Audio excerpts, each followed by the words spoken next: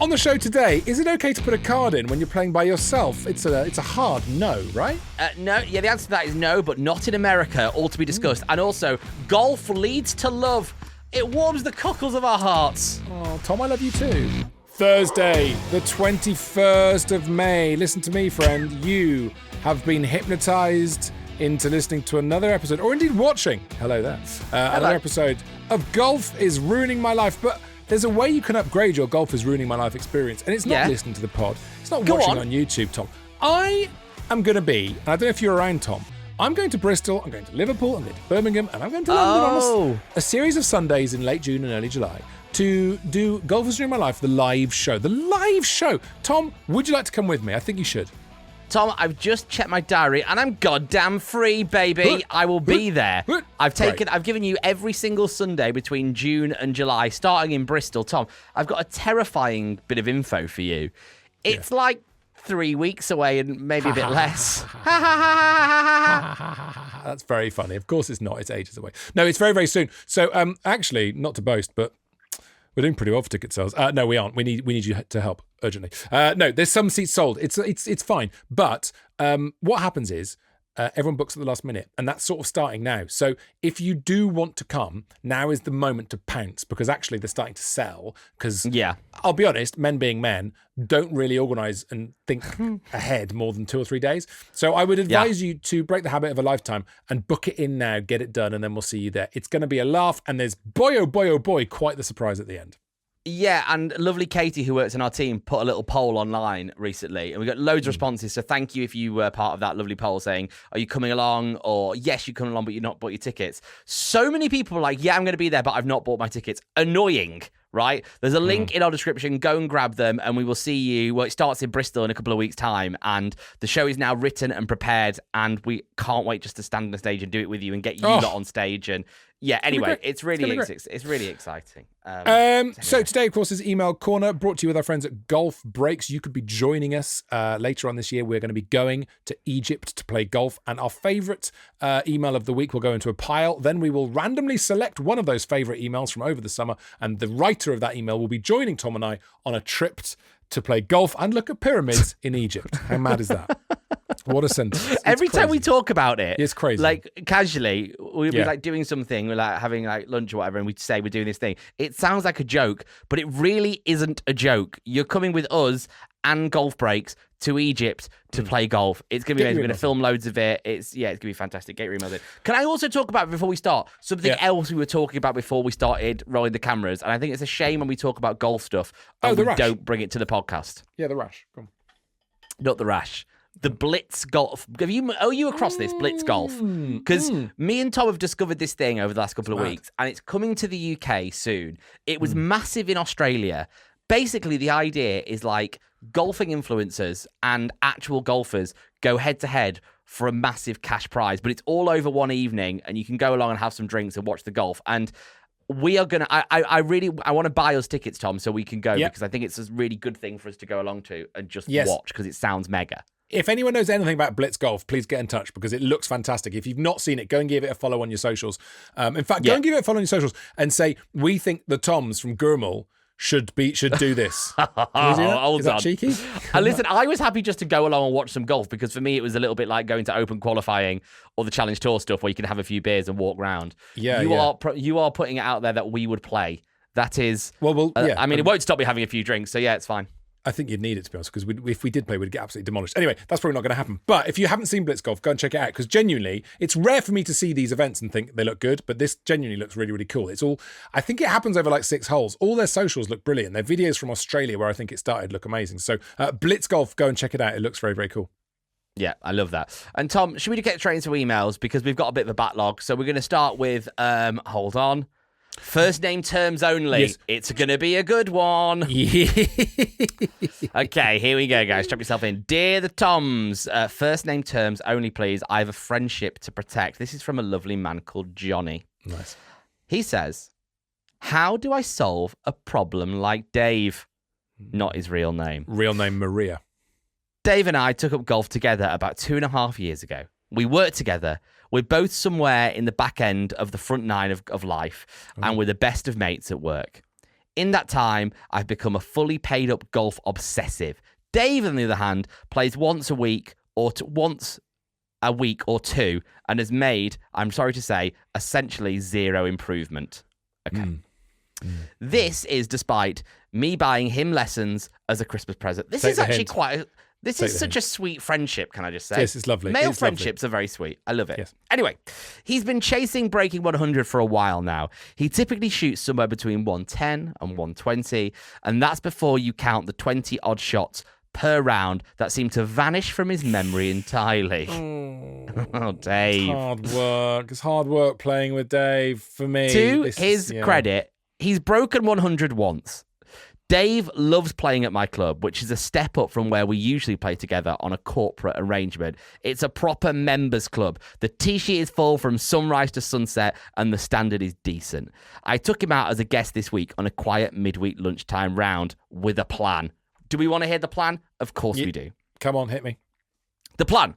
I took a scorecard and I redacted the par on every hole, replacing it with a Dave par based on his playing handicap. Yes. On the stroke index 1, for example, Dave's par is 6 instead of 4. That's what I do with the kids. That's exactly what I do with the kids. Yes. I mean, what you're describing is the handicap system. The idea was to stop him fixating on actual par, beating himself up over bogeys, and instead give him a realistic target for each hole. I tried to explain that on the tougher holes, he could allow himself 3 shots to reach the green and have 3 putts. That's his par. Simple enough, right? It is. It did not work. No amount of course management chat, playing into your handicap philosophy, or gentle encouragement got through. It fell entirely on deaf ears. And then there's the etiquette. Oh, no. The etiquette. This is going from bad to worse. Dave carries what I could only describe as a carrier bag full of charity shop balls. So naturally, when he hits one into the rough with a group waiting on the tee behind us, he searches for it like a missing child. No. Oh, that's so stressful to play with that. My blood pressure is mounting with every added piece of information here. He'll putt while I'm still walking onto the green. He'll play his shot while I'm mid-swing, and when he duffs one, which is often, he shouts at himself in frustration, followed immediately by, I don't know what's going wrong. If he was a stranger, I'd quietly avoid him on the tee sheet, but he's not a stranger. He's one of my favourite people, and I genuinely love his company. So, Toms, how on earth do we address any of this? All the best, Johnny. What a great email, Johnny. Yeah, it is a great email, and it is a problem when you play with someone who doesn't quite have that. Etiquette is a word that is quite a heavy word, isn't it? Etiquette suggests a class or a quality or an education, and I don't like those elements. But what I'm trying to say is more IQ, intelligence, natural golfing intelligence, to know not to look for too long, sensitive to other golfers, to know when, you know what, pick up on 10, when, you know, everyone's fed up with waiting for you, that sort of thing. There's someone I play with who does exactly this. He will often spend a full 3 minutes when he's finished standing on the green, fiddling with his scoring watch, trying to get his score right. No. Get off. Come on. It's really hard because he's a mate and I love him to bits. It's very similar to this story. I love playing with him, but every time I play with him, within about 3 or 4 holes, I'm like, oh my God, what are you doing? And it's you can't say anything because as soon as you say something, you feel terrible. Yeah, you don't want to be that guy, do you? You don't want to be that guy that goes, sorry, can I just, do you mind if I, sorry. How about this? It's so hard for that to come across not passag. Is there any mileage, right? Here's a mad thought. This is a mad thought and this may not work. You could almost pay an actor, or at least get someone who's a member, right, of the course you play at, right? And explain the situation and say, could you come and play with us?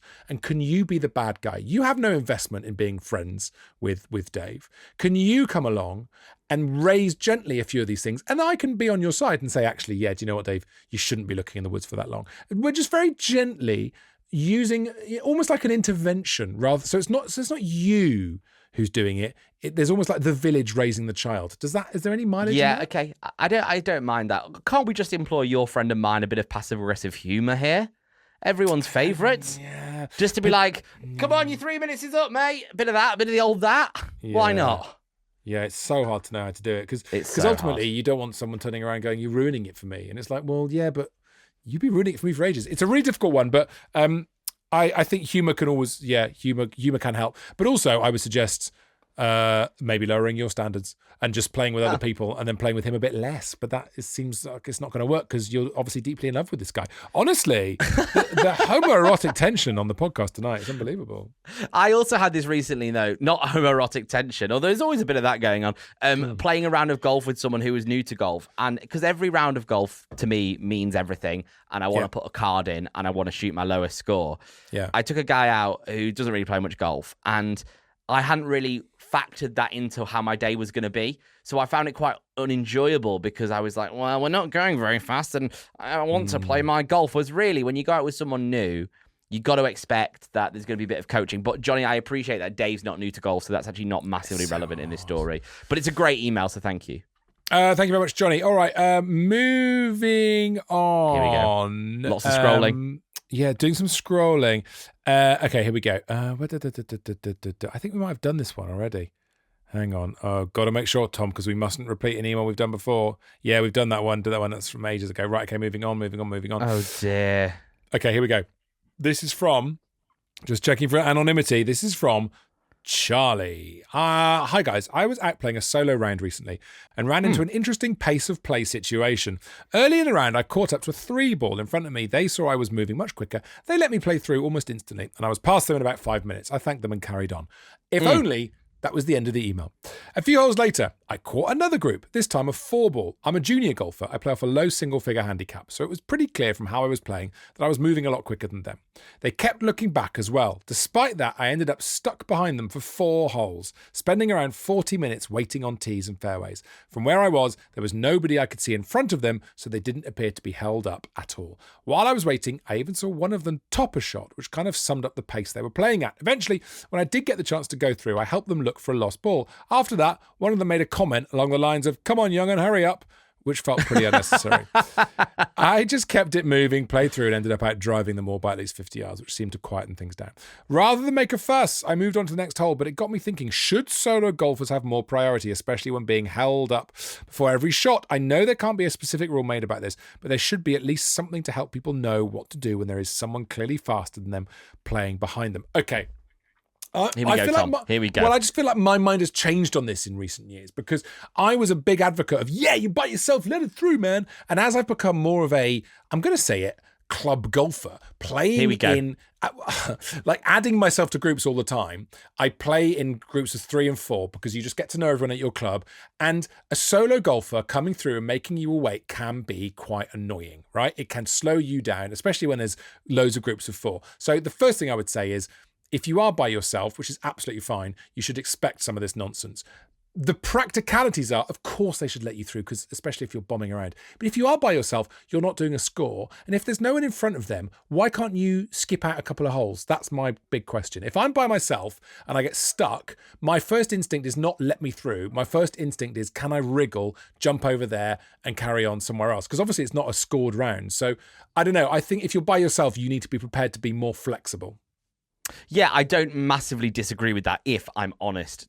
So there is the old adage of the solo golfer has no standing on a golf course. And yeah, it's irritating as hell. It's really annoying. Which is really, really irritating. Yeah. And if I was playing in a 3-ball or a 4-ball and there was a single behind us, I would every single time just let them through. Because why on earth wouldn't you? Yeah. The last thing I would want while playing golf is to have people up my arse and making me feel like I need to play golf faster. That is the last thing that I want. And also, letting a single through, I think, often takes so little time that it's really is quite irrelevant when there's a 3 or 4 ball. So what I would say is, I think it's more of a reflection on the people who are in front of you than golf in general. But I don't think there's a rules change in this. I don't think we should be giving solo golfers more priority on the golf course. I think I totally agree with what you're saying, really. Like I love now adding myself to like a 2-ball or a 3-ball and getting to know the golfers. But I would say hard to do when you're a junior.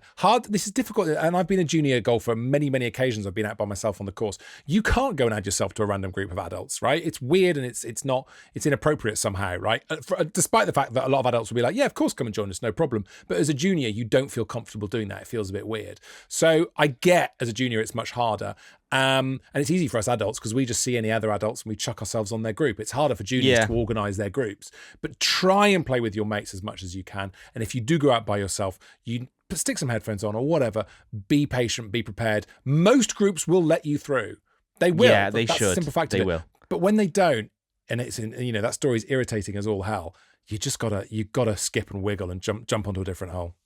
Yeah, I think that's true. Just jump past them. It takes 2 seconds. Okay, great. Yeah. More emails on the way. But first, as we always do at this juncture of the podcast, you know what it's time for, Price, don't you? Products! Hello, welcome back. It's Golf is Ruining My Life email special with our pals at Golf Breaks, the best place to go and organise yourself a holiday. They are absolutely fantastic. Get in touch with their advisors as well. All their advisors, more or less, have been to the venues that they're booking for you, so they know what they're talking about. There is no question too detailed or too weird for the guys at Golf Breaks. They are bespoke when it comes to booking these packages. Get stuck in. Tom Green, it's your turn on the old emails. Yeah, I also have this email anxiety now that I think you do, Price, which is we once read the same email twice and got absolutely hounded by people. What are you doing? Did you hear that? What have you done? What has happened? I don't know if Did you throw a spoon? I don't know if this speaks to the week I've had with my medical issues, but my red ring just fell off the wall. What? Not the only issue you've had with your red ring this. Anyway, hello to Andy saying, "Hi, Toms. I would like your honest opinion on something. I am a recreational, casual golfer. Whenever I hear recreational, I wait for drug user to happen afterwards. Yeah. No, he's just no. Well, in a way, can be. I play probably 8 to 10 times a year. My handicap is 9.5. That's annoying. With 8 rounds submitted on iGolf. We love iGolf. My best mate and regular golfing cohort is similar, although is lucky to break 100. Last year, while playing with me, he holed out from 120 yards for an eagle. Glorious. I myself have never had an eagle. I was happy for him. It was on the 8th hole, and he was approximately 15 over at the time. Tough day. We played this morning onto the par 5 12th. I'm playing iffy, but on a run of 5 pars. He has blobbed 5 of the last 6 and firing balls everywhere. He has hit his tee shot well, but left. Clutches the trees and spits out left side of the fairway. Pipes a 3-wood and chips in from the front edge for an eagle. Okay. Here we go, Andy. I'm pleased for him. Cheer as his chip drops and give him a congratulatory fist bump. Then it kicks in. Can I say this word? I probably can. Go. I'm pissed off. I'm pissed. Oh, careful. Yeah, okay. How has he had 2 eagles to his name when I have none? Yes, I probably have 10 times the amount of birdies he has, but the big bird has proved elusive. Is it bad that I felt like that? I just get the feeling I could shoot my best score one week. He'll probably shoot 110 but make a hole in one. Is this an understandable feeling, or am I being a bit of a silly boy? Different word he's used. Thanks, guys, and keep up the good work. Regards, Andy. Tom, what do you think? Thanks, Andy. Have we definitely not read that one before on the show? No, I don't think we have. Paranoid. I definitely don't think we have. I'm so paranoid about it. Yeah, I don't know, man. It's a tricky one, isn't it? Are you allowed to be... You're allowed to be jealous of other golfers, aren't you? I get it. Like, if we're playing together and filming something and you start playing well, I can get annoyed because I'm like, I want to play well. And then I play well as well for a bit and then I feel better. Like, it's a natural part of golf. It's why it's a bit like running, right? If you run faster when you're in a marathon because other people are competing with you somehow, even though you're not competing. I think it's a competitive edge thing, and I don't think you should hate yourself for that at all. I think that's fine. Can I say, guys, Go on. I think it's a bit silly. I think you're being silly, Andy. I'm going to say it. Good. I think you have a better mental approach to this than me. I think you're being quite silly. What does it matter, man? What does it matter? Yeah. He's nothing to do with you. You're a great golfer. That's no discredit to your golf. You're playing great golf. As you say, you've got a handicap of 9.5. You hardly ever play 8 rounds a year. 9.5 is really good. Like, if you're grinding away, doing lessons, and this guy is sort of flubbering his way around and doing better than you, then you've got a right to be annoyed. But you're absolutely right, Tom. If you are cash like you are, clearly naturally very talented to be that lower handicap when you're only playing 8 to 10 times a year, then you don't have much right to get annoyed, if I'm honest. Yeah, and also it doesn't matter. That's true. Like, it really, like, clearly you don't love. I mean, you must love golf because you listen to this podcast and you play a bit, but like 8 times a year, you're a very casual golfer. And also, this is so silly, but he's not better at golf than you. You're clearly better. You've just been on a par run. This guy can't get in the hole. He's just got lucky. Don't worry about it, Andy. Everyone loves you. Okay? But let's just try and be less jealous. It's a bit silly. We're doing a lot of validating. There's a lot of male friendships on the line today in this. I know. In this Should we show. all kiss? Yes, please. We've had an email from Apple Business Team. You're invited. It's one of my favorite jokes on the email corner is to read our actual admin emails. We are skipping through our admin emails as we go. From Facebook here, verify your business email. Oh no, hang on. Yeah, funny. It's funny. It's funny. Harry Davies. Hi, Toms. Last year around April. I don't know where you are in the old day. Yes, I do. 5th of May. 5th of May. Very recent now, guys. Last year around April, I decided to take a gamble. Booking a golf holiday, which consisted of 3 rounds, 7 nights at La Cala in Spain for myself and my girlfriend, who at the time had only been to the range with me a couple of times. Risky. This is a risky strategy from Harry. This gave her around 3 months to get to a stage where she could comfortably get around the course, many lessons, many tears on the course. Of course, the tears have to be shed. It's a natural rite of passage. Yeah. Many hours. How was your girlfriend? Yeah. Does that wonderful. work? That is the sort of stuff you can experience at the live show. Woo! Many hours grinding on the range. The holiday rolls around and she had fully caught the golfing bug. Oh, honestly. This is massive. This is huge. The golfing bug, it's like E. coli on a cruise ship. Once it gets in your blood, you're absolutely doomed. Fast forward to March this year. She joins my club getting an initial handicap of 44.6 and starts competing in the women's comps, where in her first monthly stableful comes in with a staggering 42 points. Wow. Head to the green for the putt-off, dropping her handicap. The next comp rolls around, 45 points. Get back on the green for a putt-off. Okay. Over the period of 2 months, she drops her handicap down to 31.4. Wow. And we're now known as the Bandit couple, heading into this year's mixed summer knockouts. Oh my God, it does make me wish my wife played golf. Best gamble I ever took, booking that holiday, as evening trips to the pub have now been replaced by 9 holes after work. Yeah, this is massive. And many golfing trips in the future. Keep up the great work. We've gone from man-on-man friendships to man-on-women friendships there. That is... I'm having a moment here, Tom. That is absolutely... Yeah, that's one of the most beautiful things I've ever read. It's very sweet. It's also... Handicaps are funny, aren't they? With this new handicap system. Just to go and look at the handicap there very quickly. This wasn't always a case, right? I remember when I was a junior, there was no one knocking about with a handicap of 44. No, right? The top was 36. The highest you could get, the highest that John Smedley could give you was 36. Get off 36. Have a lovely day. Thanks, John.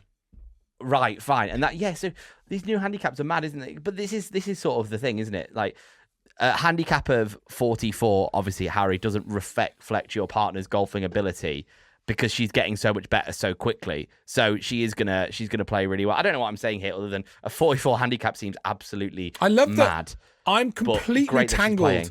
I'm completely tangled in the romance of this and the idyllic time you're spending with your other half and how wonderful it is. And you've got bogged down in the admin of handicaps. Yeah, that says a lot about me. I'm admin based. I really can be very, very admin based. Stop being tangled in the maths, man. Live the dream. This guy is in the love of his life, and his girlfriend are spending time together. Yeah, there's another good one. It's lovely. That's Harry. That's so far. I'm going to call it my favourite email so far. But there's still time for another favourite. Yeah, it's going to be tough to beat. Over to Ashley. Hello, Big T and Little T. Love the podcast, and I'll be seeing you in London at the live show. Get in, Ashley. We'll see you there. We'll have a pint together. You, Ashley. This might be a long one, so apologise in advance. Oh, it's not too long, actually. I've written in before about playing off 16 last year, but found that I was struggling to improve until I changed my mentality and would love to share this in the chance it will help others. Great. Okay. I've completely changed the way I score my cards. Yeah, I score myself correctly after each hole. However, in a separate column, I write down all the shots I'm happy with. Either it felt good, flight was good, or where the ball ended was where I wanted it to be. Yep. This has made me feel so much better about my day, building my confidence regardless of my score, and giving me a newfound self-belief stepping over the ball, allowing me to remember previous shots I've purposely remembered from rounds before. This is great. This is the thing that you do with your kids, right, Tom? It's very similar. Yeah. It's brilliant. You put a number at the end. We do a slightly vaguer version where I just say, how many good shots did you hit this hole? But it's still a score. It's nice to have a score because there's something about the golfing mind that enjoys a number. For example, hitting a par on a long par 5 and looking back, seeing I was happy with 3 of my shots, allows me to think back and visualise those shots with better clarity and forget the bad shots. Yeah. I have now dropped huge to 12.2 because of this, because of the Ashley system. Yeah, that was what we're calling it. Of this mentality shift, and shall I keep this or shall I start working on the areas of my game that are holding me back? Keep up the good work as everyone's favourite golf podcast hosted by 2 blokes called Tom. Ash. Thank you very much indeed. I think it's But it speaks to the positivity that you need to have in your brain. You've got to engage the part of your brain that thinks, I can do this. My body has enjoyed doing this. My body knows how to do this. I know how to hit these balls. I think back to my rounds, Ashley, and all I can picture are, and it happened again and again, especially a couple of summers ago, I would be playing really well, 2 bad shots, whole round's over. Like good golf, predominantly good golf. And all it took was 1 or 2 errors and the whole round was done. And every time I'd do the maths afterwards, I'd sit down in the car often when I'd finished biting the steering wheel and screaming. And I'd realise that barring those 2 holes where I'd go 2 doubles in a row. Don't. Do you know what I mean, though? And it is mad. God, but this is the cruelty of golf. That's why Stableford's so good, because you can blob. But I think when I was shot level par around, or 1 over around the back 9 the other day and the medal, it's because I put myself in this frame of mind where I refused to catastrophize and linger on the negativity. Like I just made a choice. I was just moving through it. And on 2 separate occasions, I was like, I'm doomed here. This is a double bogey. And I somehow pulled something out of the hat and got a bogey and a par. Like it was amazing. And it's because my mindset was looking forward to the shot rather than stuck in the past. And it's that sort of mindset that will change way more than anything technical, way more than move your body here and twist your hips and hold your arm in a certain way. You change this stuff, you change way, way, way, way more to your golf. I'm in such a weird space in my golf at the moment because I'm hitting the ball by far the best that I've ever hit the ball. So much so that I was on the range. I was on the range yesterday before a round of golf, and a guy next to me said, "You can move away from me if you're going to hit the ball like that." And I was like, I've never been that guy to strike the ball well. Rob, my coach, was teaching some kids next to me, and he was like, "You are hitting it amazing," and it felt really good. And I went out and had a really nice round of golf and blew up on 2 holes. And the problem is, where I'm trying to get to now, I can't afford to do that anymore, and it's really difficult because I've gone from a rich vein of form last year to where I am now, which is a mediocre vein of form. I'm just consistently shooting 81, 82, or 83. Yeah, but you're better. This is the worst weird contradiction about golf. You're better now. Factually, you're hitting the ball better. You are better at golf, but your scores aren't yet. I know. They will catch up. This is the weird sort of concertina effect that happens when your golf improves. Your scores don't improve as quickly. Your golf has got better, but your scores are still struggling because your golf is trying to work out where you are on the course. It's mad. It sounds insane, but you just have to keep believing that how much better you've got will soon pay off with the scores. Yeah, I need it to, because my big blow-ups seemingly have gone now. Like the days of like my 87s and my 88s and my 90s seem like a long time away now. Like that's just not really where I am. But I just feel like I want to be in this high 70s place, and it's not quite there. One more. I'm going to do one more. It's from Matt. Here we go, straight over to Matt. Cooper. Hey guys, I've recently started listening and love the show. I even went back and listened to some shows from late 2025. I'm located in Des Moines. I don't even know how to say it. God, is this a problem? I believe this is Indiana. And we're getting our season underway. How's the accent going for you? No, I think you've started, so you'll finish. Carry on. No, carry on. I started the year at a 5.3 handicap, and my league partner said that I needed to get my handicap higher for competitions. I told him that I'm not going to play bad on purpose just to raise my handicap. I can't keep doing it. It's making me, giving me a headache. Yes, switch out. Headache. Anyway, he said stop putting in rounds that you play by yourself. Also per GHIN rules, GHIN rules, you aren't supposed to put in rounds when you don't have a witness. Well, this turned out to be an advantage because when I play by myself, I like to play the tips. My friends won't play all the way back there with me. And the distance doesn't change my scores all that much because I've decent length off the tee, humble brag. And it's just a club or 2 more on approach. Also, when I play by myself, I tend to shoot better because I'm focused and not BSing with my buddies. Lovely use of BSing. I understand the reason is so people don't sandbag, but I'm the opposite. To add to that, I play a lot of 9-hole league rounds. This is an American thing, Tom. Yeah, I like this. We're speaking with an American. This is great. With the recent change by GHIN, where they take a 9-hole round, then pretend like you shot your handicap on the back 9 and give you an 18-hole score. Oh, I think they do that here. Rather than waiting for you to complete another 9 holes, this artificially inflates my handicap as well. So I went from a 5.3 to an 8.4 in a matter of 2 to 3 months. We then went on to finish 4th in the member tournament at our club. Big thanks to my handicap being higher. So that's That's sort of, bandity. My ego took a bit of a hit because now I tell people I'm an 8 when I used to be a 5, but we finished high in the tourney. My questions to you are, how do you feel about rounds you play solo, not being able to count?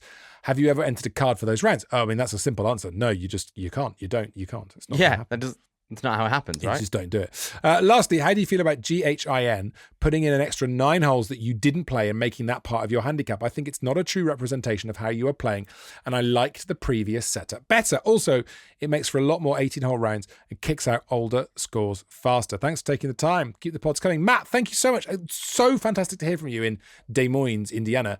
And Indiana. Indiana. If anyone's listening abroad, please get in touch. It blows our tiny minds that there are people all around the world listening to this podcast. So really great to hear from you. Thank you, Matt. In answer to your question with the GHIN, Tom, is that an American thing? Because I'm not familiar with that. I don't know what you're talking about. So you play 9 holes, and then and then you play 9 holes and put it in, says, and then it automatically gives you your par for the back 9 and your handicap. No, I don't know. I don't get it. I don't get that. You could do 9-hole things over here on my EG and iGolf, but it just gives. I don't know what. It just works out what you would have shot. What your handicap is based on those holes. 9. It doesn't double it, does it? And go, well, you've shot par on the back 9. No, I don't know about that. But also, the bit that I can definitely comment on is playing solo rounds of golf and putting cards in. I don't think. Well, you just can't do that over here. No. And I think that's probably for the best, if I'm honest. It is for the best. Thank you, though. Thank you, Matt. Nice to hear from you. Right, Tom, before we wrap up.